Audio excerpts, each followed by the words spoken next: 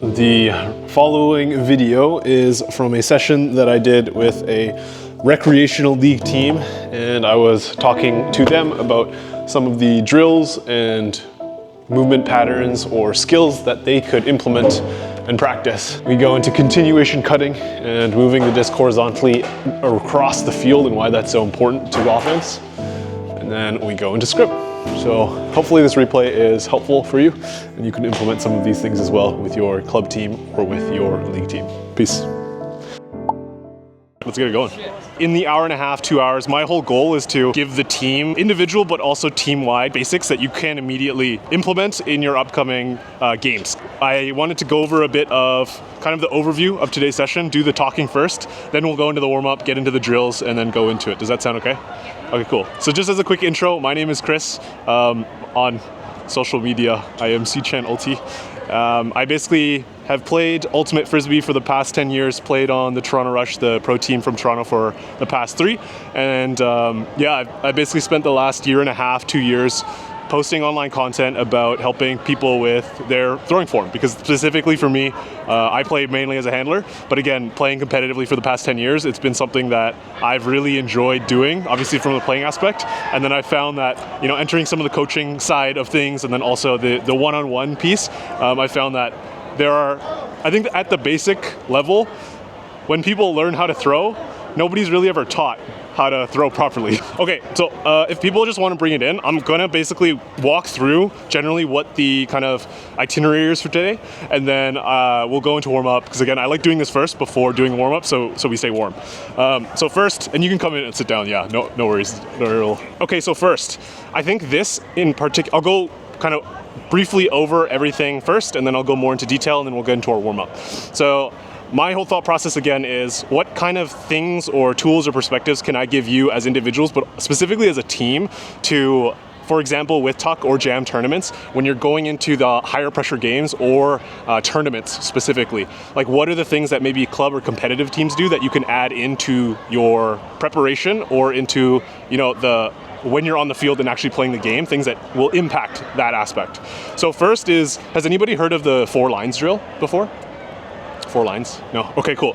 So 4 lines is basically in my 10, 11 years of playing competitive Ultimate, I'm pretty sure every single club team that I've played with and also university team has done this in terms of their warm-up for before the game. So I think specifically for this team, I know that before games a lot of times people will just kind of toss and do their own thing to warm up. Totally fine, not saying don't do that. This is just one alternative that you can do as a team to get in, again, the reps, and it's also a little bit of the psychological thing too, because if your opponent sees you warming up as a team doing structured drills, they're like, oh, these guys are serious. So 4 lines, as explanatory, there are 4 lines, and feel free to come in too if you want to see it, yeah. So 4 lines, pretty explanatory because there are 4 lines across the field. And what the goal of this drill is at the start is to get a lot of reps in, both as a thrower and also as a cutter. So the first kind of a variation or cut that you do is an up the line cut. So I'm also going to check in too first. Is everybody aware of what I mean by an up the line cut? No? Okay. Or a slash cut? Like an out and under? or a Okay, cool, yeah. These are just the names. So it's like, there's basically 4 lines and 4 different cuts that we work on in this variation. And again, the whole point is we get a lot of reps in as a thrower, we get a lot of reps in as a cutter too, with specific variations. So this is what we'll do. So the first one is an up the line, and again, it's just, you basically run 45 degrees up the line. So this is a flick throw on this side, and vice versa, it's a backhand throw on this side. Does that make sense? Pretty straightforward. I'll just kind of show. Yeah. So that's the first variation. Second variation is a box cut or slash. So instead of a horizontal, it is I'll hold it up here. It is a straight out and then across, and then again the throw comes up that way. So that's a box cut. Then there's an out and under, so kind of straightforward. You run out, you stop, and then you run under towards the disc. So that's another one. And then the last is just hucks, so you just strike deep. So those 4, the reason why I specifically chose this one as a warm-up was both, again, as a team, you can do this as a warm-up to get a lot of reps in, get practice with the cuts. And when I was watching the film that Julian sent me of the team, one of the things that I noticed, and again, it's really common with tuck teams or jam teams that I've seen, is related to the angles of cuts. So what this works on and gets a lot of reps in is you practice the different variations of the angles of cuts, as opposed to what I think naturally very often happens is like people kind of just run towards the Frisbee, or they kind of just meander deep. These ones are very like set in terms of they're generally the most effective ways to get open. So it's like practicing those things as an individual and that. So that is very generally 4 lines. We'll spend some time on that, but again, we'll run through it pretty quickly. The main drill that I wanted to go over is related to a dump swing drill. So again, from the video that I saw, and I think this is one really key skill that if you can implement it as a team, it like opens up the field. It makes Ultimate so much easier. And it's basically when the disc is on the sideline here, the situation, and it's a flick force, so field is going this way again. Basically what we are going to practice is moving the disc from into the middle, so getting this dump into the middle of the disc to the reset, and then continuing that throw to a cutter that's coming under to the break side.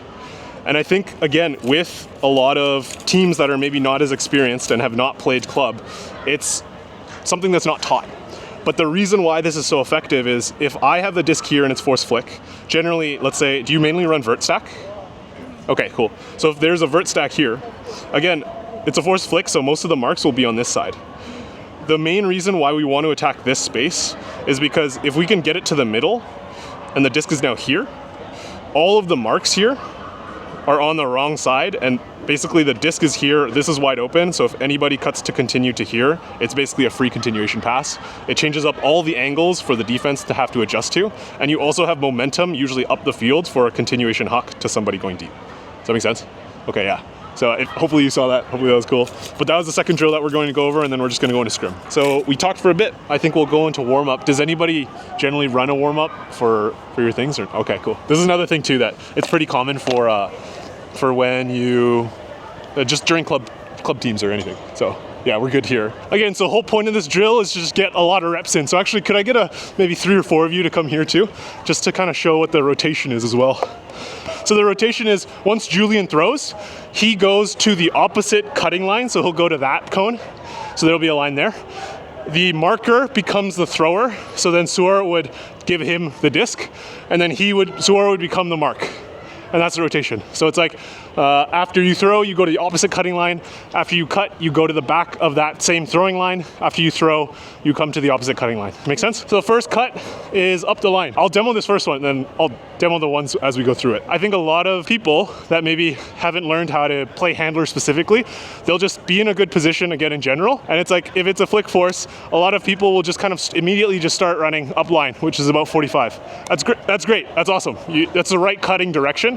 One thing that you can think about adding if you want to maybe level up the game a bit is first what I'm going to do is take a few steps towards the disc. So that's either going to make Ellie, if she's in this spot, she's going to have to backpedal, so she's off balance. And then first I take a step this way to get her to bite here, and then I go up line. So what the actual cut looks like from here is I'll go here, cut, and then go up line. And then I go to the back of this line. Does that make sense? Cool. So if we want to kind of spread out equally across these 4 lines, I'll just watch, give feedback, but we'll run through the 4 different variations pretty quickly, and then we'll go to the next drill. Nice. Oh, nice try. Okay, we're gonna pause here for a sec. Can we, if you're on this half, just kind of come to this side, because I want to demo something too quickly. And sorry, I know it looks stupid with the GoPro, but allow me. Is it okay if I step in here? Yeah. So one thing that I just want to point out too is if, Ellie, could you be the cutter, please, too? And then, what was your name? Sorry. John. John, could you mark me, please? I think one thing to be aware of too for this drill, especially as a thrower, is if this is the sideline, one of the worst case scenarios, I think, again, resulting in a turnover that gives my cutter really no chance, is if the disc is tailing out of bounds, right? So if you've heard before about like the OI and IO throws, what that basically has to do with it's just this, it's the edge of the throw. So specifically when I'm on the sideline, for either case, it would just be mirrored there. If I'm throwing a backhand or a flick on the sideline, I really want to do my best to, if possible, try to throw this OI. So what I'm noticing a lot of people do is sometimes they'll either throw it flat, but if they mess up a bit and it goes IO, then it ends up tailing out of bounds and there's no way that the cutter has any chance, right? So just a demo, when Ellie makes this cut up line, I'm really gonna try to make it obvious to to OI it into the middle of the field, right? Because worst case scenario is maybe I throw it too much OI and it ends up, being a bit behind her to her back shoulder. So yeah, if you go again, it's like she'll have to slow down, but she still has a chance to catch it behind her, right? As opposed to it tails out of bounds. So we'll go through just a little bit longer for this, but yeah, just focus on, as a thrower, try to keep this edge outside in for backhand or flick. Cool. Sorry about that.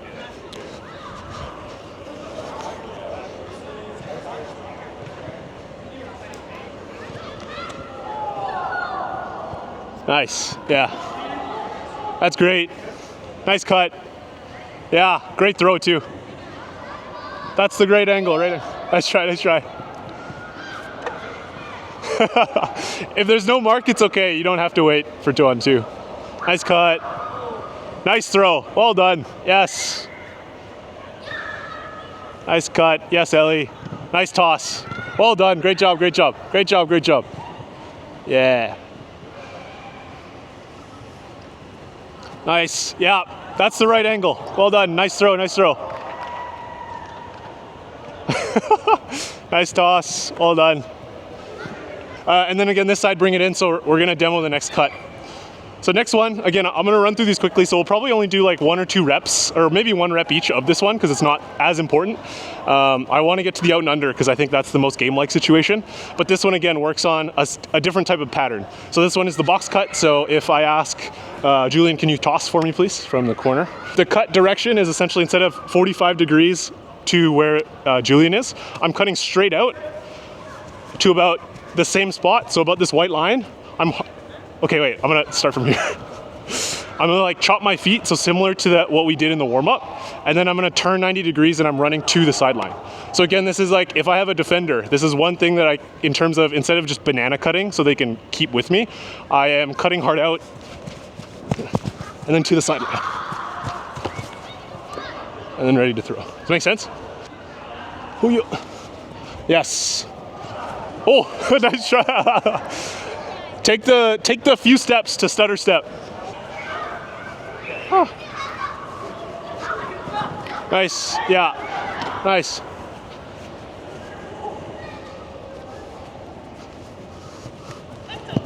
Yes, great cut. Yes, well done. Nice. Stutter, yeah, well done. Oh, nice try. Yeah, oh, a little too, oh, nice run down, nice run down. Chop, yes, there it is, that's it, that's it. Yeah, well done. Nice. This is great, this is excellent, this is excellent, nice. Yeah, well done. Chop, yeah, good. There it is, well done. Nice grab, yeah. Or chop, and then across, yes, well done, nice. Awesome, excellent, everybody. This is amazing. Great, great, great. Okay, we'll come back on this side again. So this one is the one that I wanted to get to because this is, I would say, the most game-like. So this is the out and under. And again, this is, I think, one of the easiest things in terms of if you've never played club or competitive ultimate before, I think this kind of pattern to keep in mind when you're cutting is super, super helpful. So if I am cutting, the pattern looks like this. Essentially, instead of cutting straight horizontal to the sideline now, I'm just going out and then more angling it towards the sideline, but still more up and down the field. I want to run to about where the Frisbee is, so these lines can actually move up a bit, so that you don't need to run too far. What this is simulating is like, I'm either up in the lane, so I'm already in the vert stack, or I'm up the field, and the disc is somewhere there. It could be in the middle of the field, could be in the sideline, doesn't matter. But the angle is, I'm running to the disc, and then I'm cutting under. So what that looks like is, again, I'm running to it, hard chop, and then cutting straight under. So I'm out, hard chop, and then under. So the reason why this is a really important cut is, and the distance here is really important, is because when I chop my feet at this point, what happens is generally, being about 10, 15 yards out, maybe I'll move it closer. At this point, once I am at a standstill, so I've chopped my feet stopped, I can kind of sense where the defender is and see, okay, if I have a deep strike option, I can keep going. But if my defender is overbiting to pursue me, I can come under. So this distance is important because it's here I have two options. I can keep going deep or I can come under. If I try to just do it from here, my options here are mainly I can cut deep, but if I cut under, I'm basically gaining very few yards, and it also gives Julian very little time to throw. Does that make sense? So that's why this drill or this cutting pattern specifically is very important to add to the bag, I'd say. A lot of cutters will just, from here, they'll just kind of cut straight across, which is fine. But as a defender, it's a lot easier to cover, okay?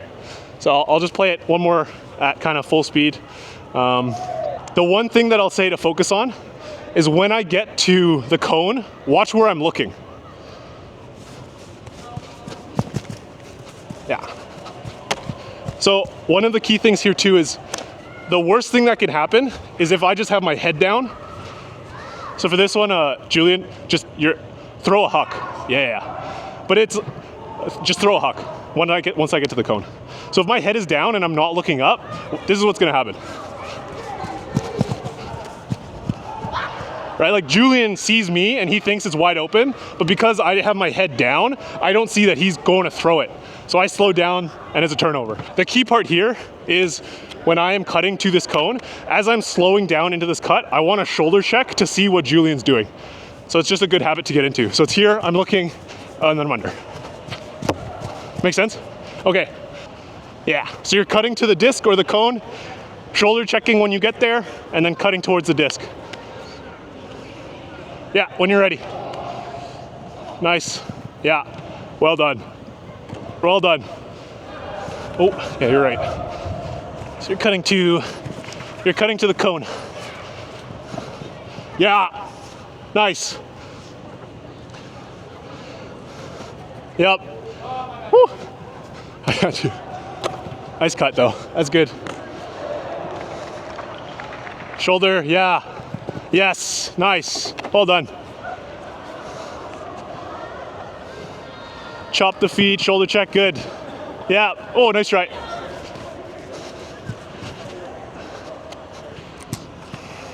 Run, shoulder, yes, good. So small thing on the cutter. Sorry, I'm gonna come over here just to talk to you. You keep going, keep going, keep going.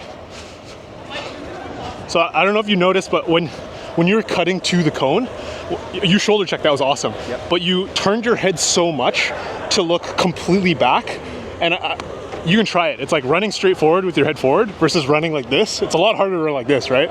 So what you really want to try to do is it's the timing of as you slow down this chop, it's a slight turn of your shoulder so you can see the disc with your peripheral. Does that make sense? Because you don't want to slow down. You don't want to affect your running speed. Yeah, that's good. Nice cut, yeah. Nice chop. Well done. And attack. So for you, because again, I can tell that cut is pretty standard for you. Like, you know how to do it, right? Especially with this type of drill, I just want you to level up in terms of the intensity, right? So you clap catch that, which I completely understand. If it's coming in hot, just clap catch it. But I want to see you attack this. Okay. Because it's like, again, if you have a tight defender on you, the difference between you clap catching, so it's like pretend clap catch, or fully extended, it's like if I'm here and I'm laying out, like it's a lot easier for me to do it. Yeah, that's good though. That's sick. So yeah, no, that's good. I think we found that with that 12 number, you can run this pretty well. And like, again, you get a lot of reps in, you get the heart rate up. We spent maybe 20 minutes on this, and there's still one last variation that I think I'm gonna skip for the sake of time, but it's basically just hucks. Like you could do the same setup, but instead of cutting out and then under, you just slot, like go deep. It's pretty straightforward. But the whole point of that is, again, you get a lot of reps in, you get the heart rate pumping, you get both reps on offense in terms of throwing and also as a cutter, so you get used to the patterns. And then on top of that, we spent 20 minutes on it, but you could feasibly, without me explaining it, go through all of those variations, all of those sets in about 5 to 10 minutes. So again, if you are before a tournament, if you are, really wanting to take it seriously before the first game of the day, like if you have an early morning game, you can meet up, toss, do your own warm up, but then for 5-10 minutes right before the game, just set up 4 lines on your half of the field and then go through that throwing drill. Sound good? Okay, any questions with that? Yeah. Yeah, so that's definitely one thing that you as a team can choose to do. So I've played on teams where it's more of a soft mark because, again, maybe the throwers aren't as experienced, so you just want to get them used to throwing that OI edge, right? But when I was practicing with, GOAT or like the top club teams, top whatever teams, we really needed to work on, okay, like even if the mark is straight up, we need to be able to break that mark, right? So if Julian was there, but I was here, I was just going to demo it. Like, instead of me setting up here, like, I may set up more 45. So even if he's trying to get this around throw, I'm going to make him like have to really step out to get this throw off or try to break me on the inside. But yeah, great question. Any other questions, thoughts? Cool. Okay, we will get into next the continuation drill. So I'll grab my board. So this is how the drill is going to be laid out. We're going to have a lineup of people where the discs are over there. We're going to have a lineup of people here behind my water bottle.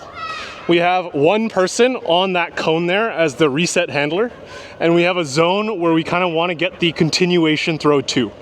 So again, simulating the field is going this way. We are force flick on that cone. So Julian, could I get you on the cone there actually? And then, yeah, Ellie, could you be here? Yeah. No mark. For this one, we won't have a mark to begin, but we might have one later. But because Julian's a more experienced thrower, I'm gonna ask, what was your name again, sorry? Sure, could you mark him force flick, please? So the rotation of this drill will be same thing. Once you mark, you will throw. Once you throw, you come here. Once you have cut once you've cut from here, you're gonna cycle to the back of that line. Once you have cut from that line, you're going back to the throwing line. Does that make sense? Okay, so again, what this is all working on is we have force flick here. That is simulating the front of the stack, so the lineup will be behind Ellie, but you're basically cutting from the front of the stack.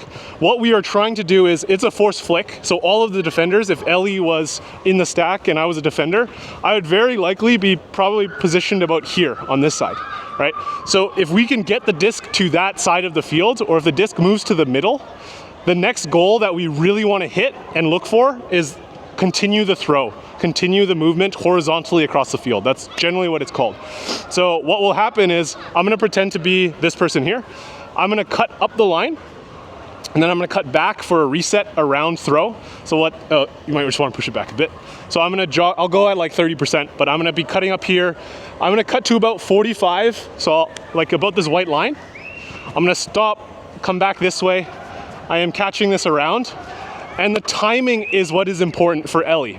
So the thing that we are working on is, again, we want to get it to that space, but we want to get it there with good timing. So the key part is, as this throw is coming around and I'm about to catch it, that's when Ellie is starting to cut into that box. So it's as I'm catching it and I'm turning, my mark is probably following me a bit behind, so they haven't set it yet, and then that's when Ellie cuts that way, and I try to throw that, again, OI throw into that zone. Does that make sense? So again, if we have a different demo, the progression of what this would look like is, what was your name again? Jeremy. Could you be this person that's making that cut up and down? And then you're gonna be cutting, or you're gonna be throwing to Jeremy. Again, if I'm in a vert stack, I'm gonna illustrate what it looks like. We're gonna go through a rep of, if I'm defense, how Ellie is getting open, and then also how to continue off of this. So again, the whole point of why I'm teaching you this, like what's the point? It's not just to get in reps, it's in the game-like situations, in the scrim, it's also what I'm gonna be talking about, is I really want a priority to be, for the scrim particularly, whenever we get a reset into the middle of the field, we want to be looking to continue it to the far side. And the reason for that is it opens up the field for a deep strike to that same sideline. So I'm going to demo it as defense from Ellie, on Ellie, and I'm also going to demonstrate it if I was the back of the stack on offense as well. So just to show you kind of what it looks like. So let's, Jeremy, make that cut up line, stutter step there, come back, be around. I'm still on this side, and again, I'm chasing. She's wide open here, and she gets it on that side, right? So she's open. We're gonna run through that again. I'm gonna be the back of the stack. So reset again, yeah. Oh yeah. So this time I'm on offense. Again, my defender's probably on this side, yeah. And as soon as Ellie's catching it, then I would go deep, and I'd continue here. And it's like, in 2, 1, 2, 3 throws, You know, the ideal is I'm trying to catch it for a huck. If I don't catch it there, you know, again, I can cut under to this side, similar to the box cuts that we did in 4 lines. We can do an out and under. There's just a lot of variation, a lot of room, because of the horizontal movement has put all of the defenders on the wrong side of the disc. So that's why like breaking the mark into the middle and continuing it is so important. Make sense? Scanning a lot about, yeah. Nice, a little early. You don't want to be waiting there. Yeah, and then you're throwing there. Yeah, sorry. Good. Yep. And then you bring that disc all the way back.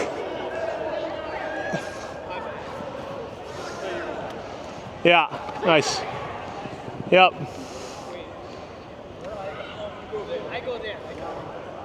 Nice.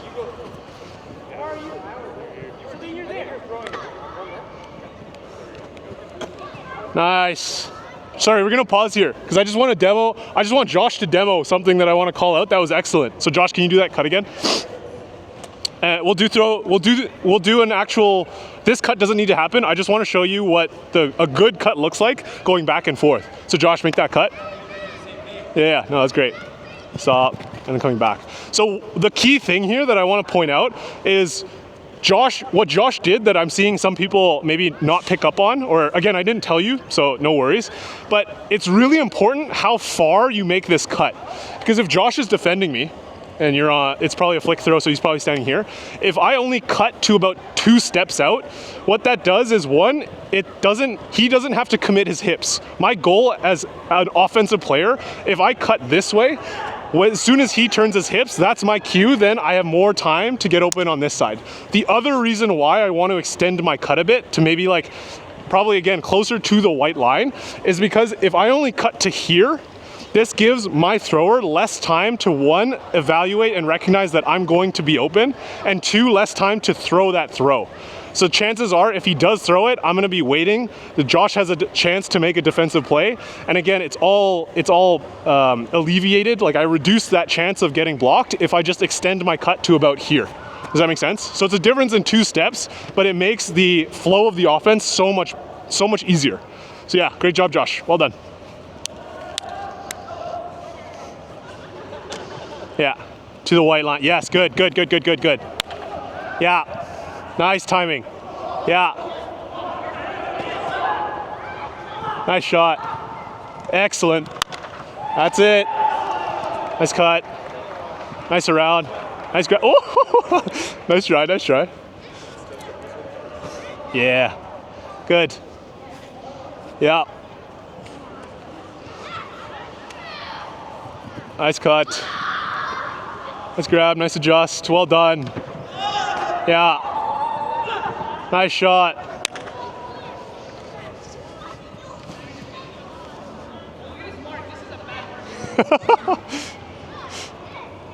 Nice timing. Nice try. You're good.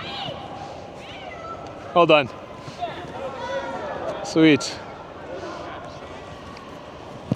Nice. Yeah, good. Well done. I'm just gonna pass discs around because I want to talk quickly about grip. Who needs a Frisbee?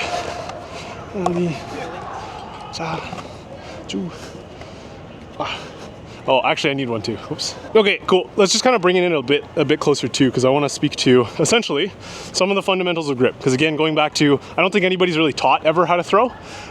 So these are some of the main things that, again, because people aren't taught, I think it's just good for awareness. So I think the main thing that I want to communicate before we head into the scrim, and I'll keep it very quick, is whenever I am throwing, whether it's a short throw or a long throw, one of the most important things is having, obviously on target, so that has to do with the angle of the disc. So if I'm throwing towards Julian, angle is up and down, so upward angle, so it's like it'll rise up, downward angle or flat, and there's also edge, so it's like OI or IO.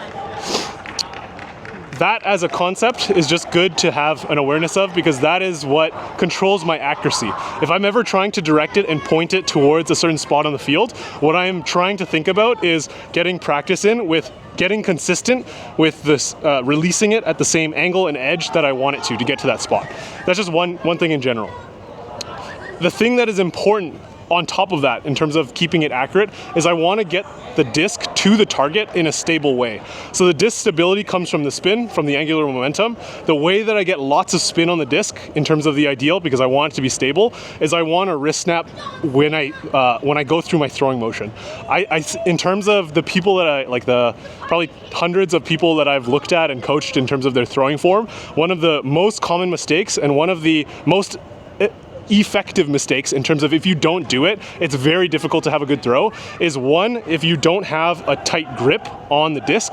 Because if you don't have a tight grip, again, if you think about having a loose grip, when you go through that throwing motion, if this disc shifts at all during my throwing motion, that changes the angle or the edge of the disc. So that means I cannot consistently get the disc to go where I want it to go. So first is tight grip, and then the second is that wrist snap. If I don't have a wrist snap in terms of my throwing motion, and that's what I'm focusing on, I can have a very effective and efficient step, rotation, core, whatever, arm whip. But if this last step of the throwing motion is not clean in terms of a wrist snap, I transfer none of that energy into rotation of the disc.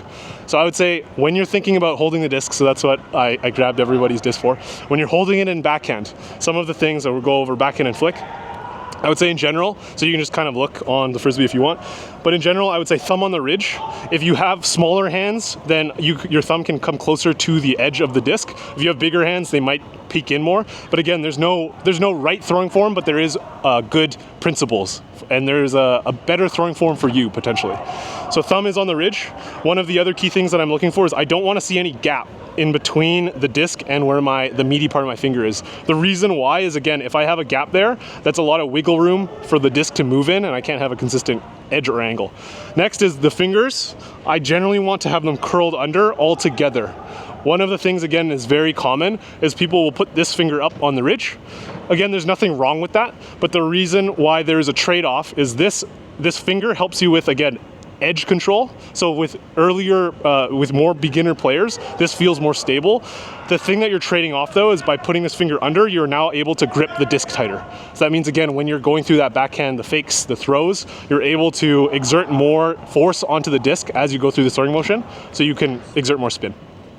So I would say that's the key things for backhand that I'd point out. It's just the thumb, no space, and those fingers curled under. For flick now, I would say thumb, same thing on the ridge. And these fingers I'm both pressing, to keep this tight, I want to push down with my thumb, up with these fingers underneath. So I'm almost pincering it this way with my thumb down and these two fingers pushing up. They don't have to be like completely on top of each other. They are actually, for me, more like this. So it's almost offset. And then these fingers here, my ring finger and my middle finger, are tightening against the ridge of the disc here. So again, it's keeping it tight this way and it's keeping it tight up and down. So that's generally how I think about holding the flick grip. And same thing, no space here. If you have space, it can wiggle around a lot. It's harder to keep it stable. And there. Make sense? Okay, so that's what I'll say in terms of grip. I don't want to go too much in detail. I would say we have about 30 minutes left to scrim. So do we have two teams that you want to do? Nice. Oh, nice try.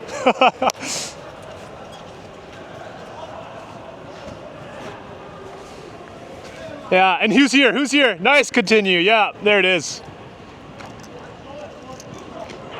Oh, this team is good. Nice. Excellent cut. Well done. That's great. That's great, light. Yeah. Yes. Oh, that's basically the cutting pattern, though. That's awesome. That's awesome, light.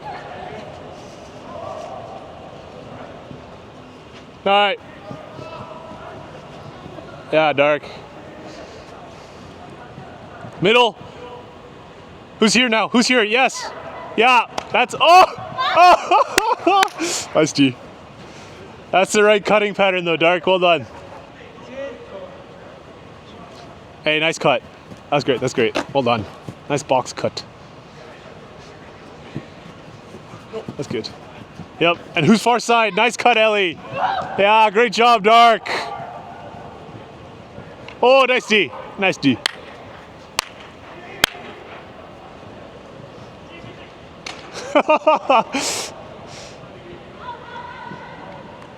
You're good, you're good, you're good, you're good.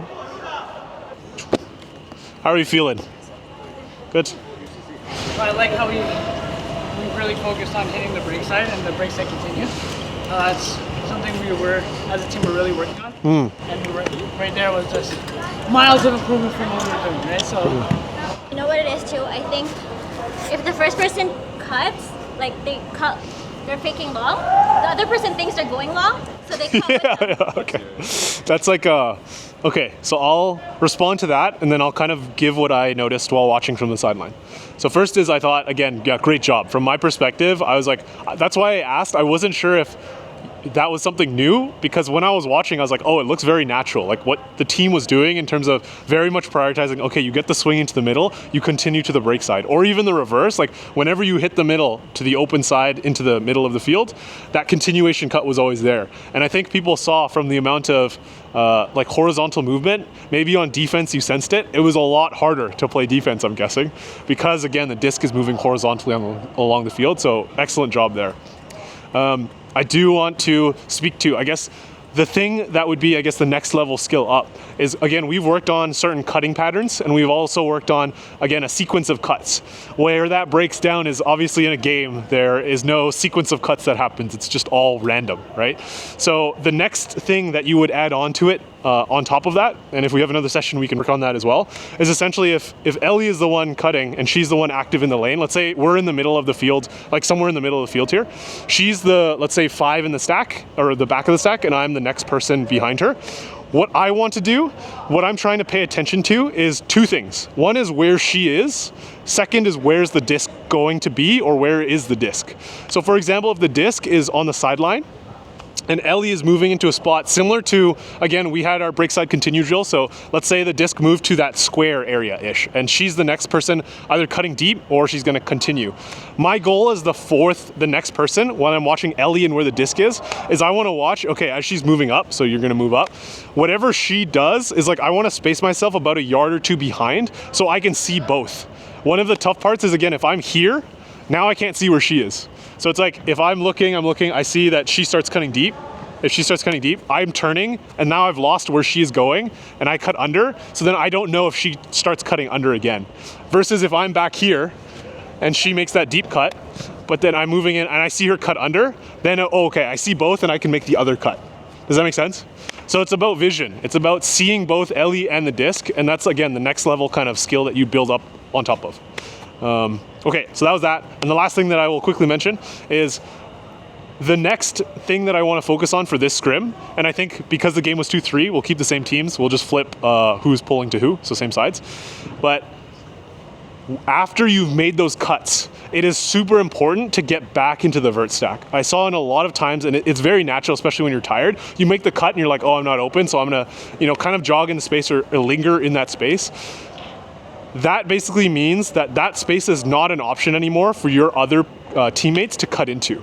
So that just makes offense a lot harder to play. So a really big focus is if you're tired, that's cool, but try to drift into the middle of the field, into the stack, and if you are relatively less tired compared to your teammates, really try to hammer in, and like if you're on the field, say like stack on me, to make sure people organize onto the field. Make sense? Okay, cool. So with this game, I want to add in a little, okay. I think people are good to go. So we're gonna go through another rep, and then after that one, I'm gonna ask if anybody if we wanna work on anything as a group specifically, and then we'll talk about that. Sound good? Yeah, sorry. You mentioned restacking. Should we be restacking 3 people in the middle and constantly trying to get back as we're moving up the field? So I think traditionally we'll do it at the beginning. Yeah. And then it kind of breaks apart, Yeah.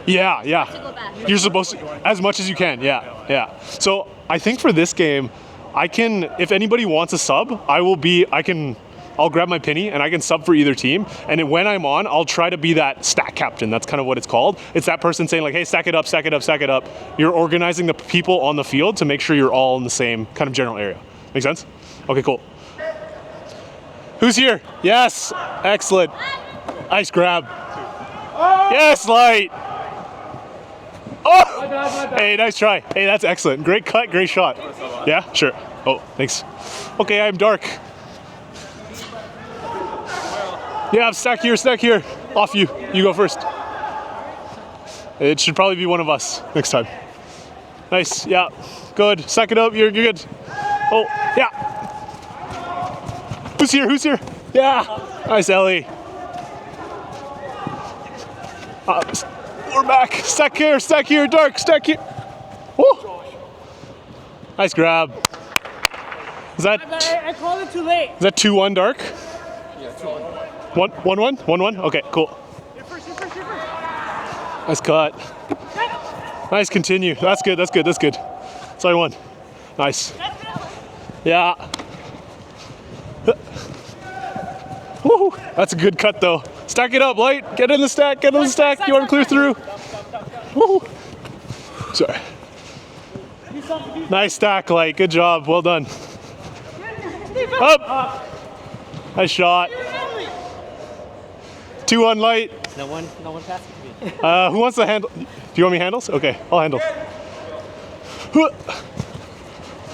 Who's next? Yeah, there it is. Yes, Ellie. Who's here? Nice shot. Stack it up, Dark. Yep. Nice. Yeah. I'm clearing out. Stack it up. You got there. Who's next? Yep. Well done. Yes. Yeah. Stack here. Oh, nice try. Hey, that's great movement, Dark. Well done. You're handling or no? Excellent job. On me. Woo. Oh, sorry. Sorry, 1, 2, 3, 4, 5, 6. Up. Who's next, Light? Yeah, nice continue. There it is. Come on. 2-2. That's 2s, right? 2-2? Oh, that's 3? Okay, that's game. Nice job. Grab water. I know some of the drills we cut from the second handler back. Yeah. You recommend the second handler makes the first cut or the first person to stack? So I think that's a great question. That is more situational. I purposely didn't mention it because I didn't want to add too many I guess potential factors to think about. But in general, what you want to do is just make sure that you as a team agree where you want to cut from in general. I think to give you a view of what it looks like as you get to maybe a higher and higher skill level, what that depends on in terms of who is cutting, it is based on factors like who is the most open depending on their defender. So usually that's just the person who cuts and is calling for it. And then we'll do maybe a couple games of end zone scrim if we have time, and then we'll wrap it up. Sound good? Okay, cool. So I will sit down. I want to do this quickly so we don't get cold, but we were going to imagine this is the end zone here. I would say in general, and this is, I'd say like 99.9% of offenses that I see, when you're talking about red zone offense, that means the 20 yards, so this is the front of the end zone. Red zone just kind of generally refers to the 20 yards. If you get the disc in 20 yards outside of the front of the end zone line, that's what red zone offense is, or that's what we're playing in red zone scrim. I would say that you generally want to get into a vert stack. I'd say 99.9% of offenses for teams, they get into some sort of vertical stack here. And what they do is essentially, you want to run it similar to it's actually very similar to the drill that we did second. So a lot of the kind of things that you're trying to attack is similar to regular offense. If you can get it up the line, or again, most of the defenses will be on this side. If you can attack with the Frisbee and score in this front corner, that is one of our priorities. That's one thing. But again, most defenses are set up in a way to prevent that. So the way that you want to score is if, let's say now, the disc moves over here, like because of movement, whatever, disc is now here, and we have sideline force, whatever. You can very easily see that this is very similar to the second drill that we did. So instead of, if we can't get it into this zone here, the ideal thing that we want to do is now attack this sideline, this corner of the field, because again, all the defenders are generally on this side of their defenders on the vert stack. So as this person, you make the cut up the line, cut up here, cut back, try to get it into the middle of the field here. Generally, your defender will be still kind of on this side trying to corral the around throw. And your goal is, as a team, same thing. It's like you can cut from the front and cut to this end zone space here for the score. You can make the cut from the back to cut for the end zone score here. Or if it is still too tight, this person can cut this way getting around, and then again the cut comes here. Does that make sense? So I'd say just in general, and I'll erase all this again. When we get into this end zone scrim, same priorities that we talked about before, just get into that vert stack. If you get it into the middle of the field, you play regular offense as you would in any offense. You try to move it and attack this open side. If you have it on the open side, you want to break to the middle and attack this break side. And if you have it on the break side here, like this, I think I saw on offense too, your team did really great in terms of we want to shift it to the middle, attack this open side. It's very similar to offense that we talked about in terms of drills, because we don't have the vertical space anymore, because we're in the end zone and any throws further would be out of bounds, obviously. We want to use the horizontal space back and forth as much as we can. Make sense? Cool. Okay, so we'll get back into our teams. The way we'll balance it is light will have on offense for 1, and then dark will have it on offense for 2, and then light for 2, and switch back and forth. And I'll count the points. Make sense? Cool. So yeah, set it up. Whenever you're ready, let's tap it in. Yeah. Nice. Nice try. Yeah. Oh, a little early. Get back in the middle, get back. Yeah. Nice. Are you good? Is that score? You're good? Okay, so after the score, the disc comes here. So like 10 yards out, and then dark picks it up here. So dark is on offense, light is 1-0. It's game to 7.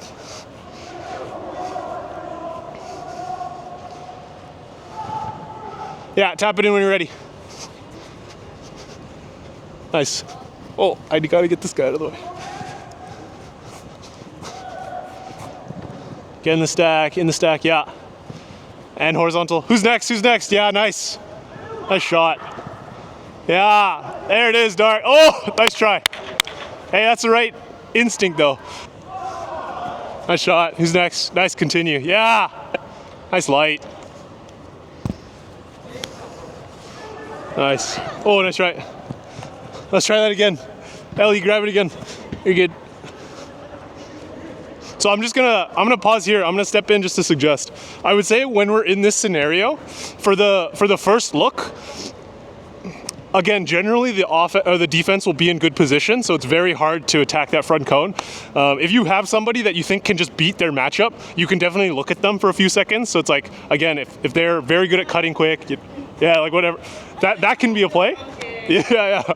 But in general, I'd say, again, as the offensive handler, as the reset, one option is, again, I get it around, I want to continue to the break side, but I want to threaten just getting it up line, right? Especially because we're red zone.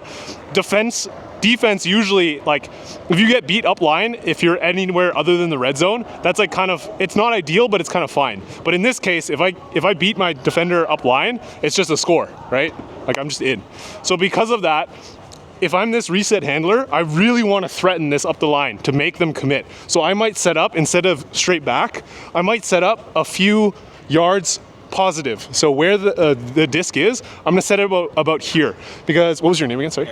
Aaron. If Aaron is playing defense on me, I'm gonna pretend to be, oh, sorry, I switched it, my bad. But yeah, if Aaron's playing defense on me, if I'm set up here, again, this just gives me a bit more time where I don't need to, if I was back here, I need to take, one more step to close this space, and that just reduces the amount of time that my thrower has. So if I start up here, again, if Aaron is setting up in the right position, that means I can take a few steps, probably has to commit to stop this upline, and then I have, again, more space to get it into the middle and continue to the break side. Make sense? Yeah. From this position, yeah. Clear out. What room do we think we get back to? You generally want to, I would say the rule of thumb is just in a way where you're not blocking other lanes. So I think in general, if you're continuing here, because of the flow of the disc, generally there won't be other people cutting after. There might be. So I would just say, again, kind of circle back towards the back of the end zone. The worry there, concern there is better defenses will recognize that and then poach off. So you really need to play heads up. If you're a coach, if you are clearing out behind, you really just want to be heads up. Make sure you know where your defense is, because if they poach off, you need to be a threat. Yeah. Well, great question. Okay, let's set up again, but with this time the cutter or the handler reset being a bit pushed up. Yeah. So even one more step, I'd say. Yeah. Nice. Oh. That is an option. Nice grab. Woo! Not in.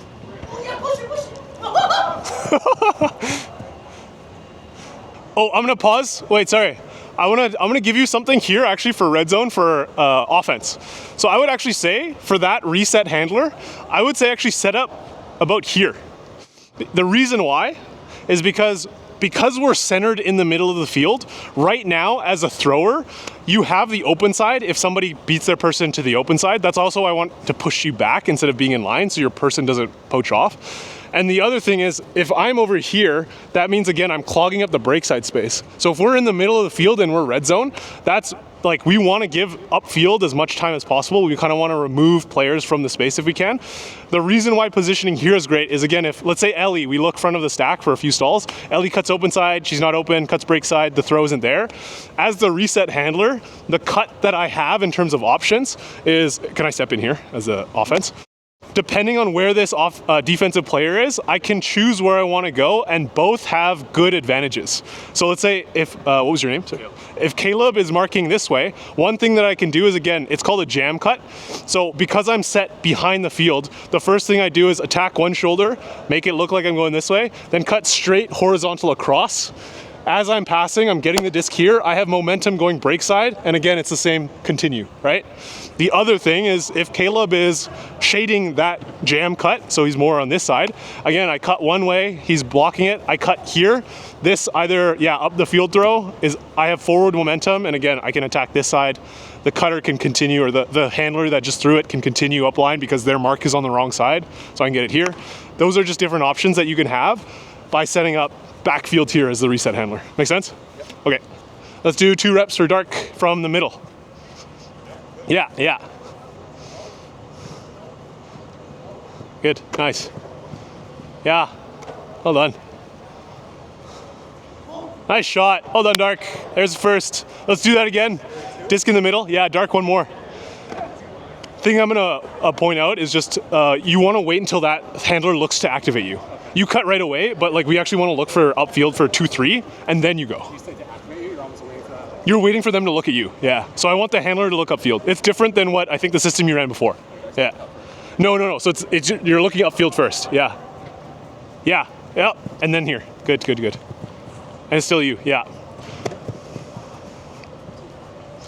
Nice. And all the way. Stack. Vert stack it up. Look, reset. Oh, okay. Is it still down? Okay. Nice try. Okay. Sorry, the thing that I forgot to completely mention is, sorry, I'm gonna step in here if I'm front of the stack. Can we stack it up again? I'm just gonna step in as the middle handler. I think one thing that is very different that I did not specifically point out, that is different from the system that you ran before, I think you ran, okay, if I have the disc, I'm always looking for my reset handler first.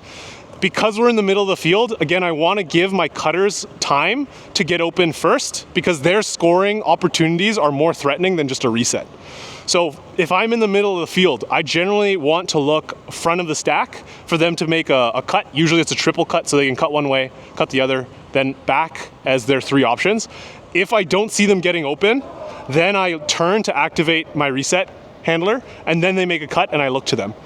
And again, the step here is if I don't get the first throw, I'm committing to my reset handler for them to get open because I'm like, again, I want to give them time to get open. Does that make sense? What I mean too by triple cut is you have up to 3 cuts. So if you are open on one of the ways, so even with Ellie on that first one, you were open on the break side. If you just kept continuing, I would have thrown it. You don't have to do 3. It's just, I'd say 3 max. You just don't want to cut more than 3 times because generally that takes a lot of time. And then everybody on the field is just, the tempo is weird, okay? So we're gonna do, again, Ellie, you have triple cut, so up to 3. Yeah. 3, 2, 1 to skin. 1. Yeah. 2. Yeah, and then back. Okay, well, yeah, that's what we would have done. Yeah, anyways, back to here. And we'll do Dark one more just to get that rep. When you're ready, tap it in. Yeah. Nice, Ellie. Yes. Yeah. Nice shot. Hold on. So lights on 0 for 2. If they score, they win.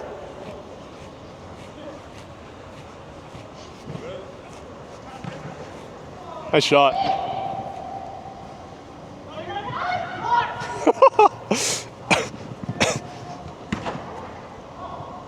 Nice. That's game. Yeah, any thoughts on that end zone drill before I give my thoughts? But like, yeah, getting back into the stack was really important. And then like as soon as you saw getting back to the stack and how fast open side opened up, how fast break side opened up, it was like. Yeah, because every time we're in the end zone, like we're often just yelling clear, clear. So I think to summarize some of the things that I've heard, I think like, and also based on what I saw from the sideline, I think people were starting to set for sure in the vert stack, but I could see the tendencies of people to evacuate and kind of just clear out. So I think it is more of a thing of, it's two different systems, it's two different approaches. You can either set as a vert stack, you can also, I saw it like when you were playing sometimes where when everybody cleared out, all the defenders also cleared out. So then it was a one-on-one. So if that works, honestly, like that's just better.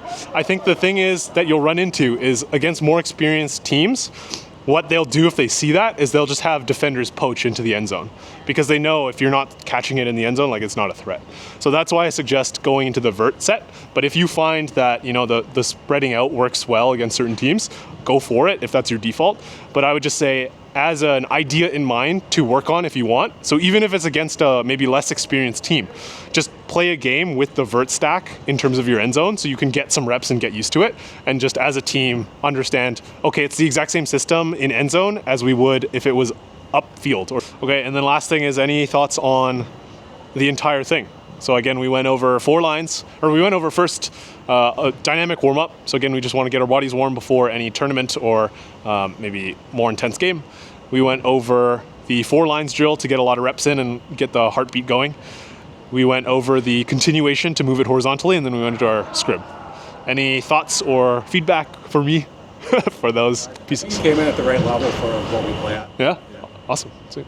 Yeah, even from my side too, I noticed like during the scrim, I was questioning like, did I do anything? Because it looked like your team was so, like you did it so naturally. I was like, no, like usually with teams, I'm used to calling out like, oh, recognize that this is a situation where you wanted to do it. Your team just did it. So I was like, oh, that's awesome. So everybody did a great job there. Awesome. Any other thoughts or comments, feedback, feelings, thoughts and feelings? I think working on the break continuation was good. A lot of the times our team just goes upline. Oh yeah. That's what I noticed from one of the videos that Julian sent me. There's a lot of just running one way. I think we hesitate that we think that we can't break the force, but we can. Yeah, especially again when you use the momentum and the defender is out of position, right? Yeah, great call out. Thank you, Ellie. Sweet. I think with that then, I have nothing else to teach you today. That's it. So great job. Thank you everybody for coming out. Appreciate it. Thank you so much. Yeah.